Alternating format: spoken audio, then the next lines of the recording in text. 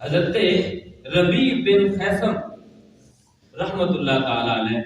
یہ حضرت امام مالک، حضرت امام غزالی رحمت اللہ علیہ نے احیاء العلوم کے اندر یہ واقعہ لکھا ہے۔ فرماتے ہیں کہ حضرت ربیع بن خیثم رحمت اللہ علیہ ایک عظیم تابعی تھے،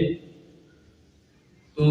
حضرت عبداللہ بن مسعود رضی اللہ تعالیٰ عنہ حضور کے صحابی، ان کے ساتھ ان کا تعلق تھا۔ جو صحابی رسول کو دیکھے وہ تابعی ہوتا ہے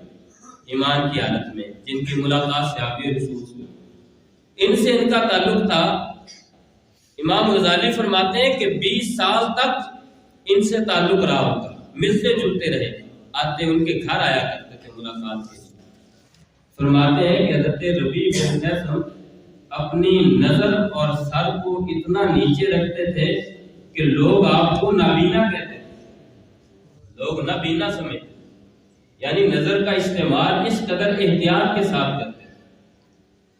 آپ جب حضرت عبداللہ بن مسعود رضی اللہ تعالیٰ عنہ کے دروازے پر آ کر دستک دیتے، آپ کی کنیز دروازہ کھولتی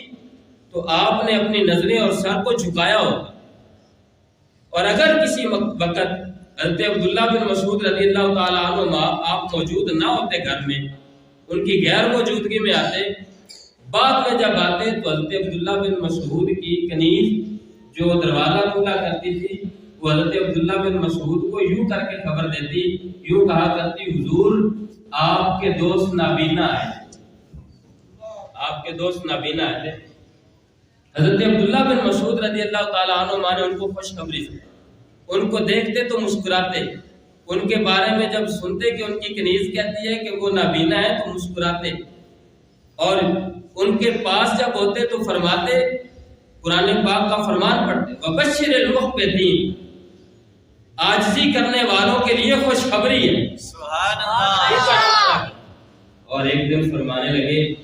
اے ربیع بن خیثم،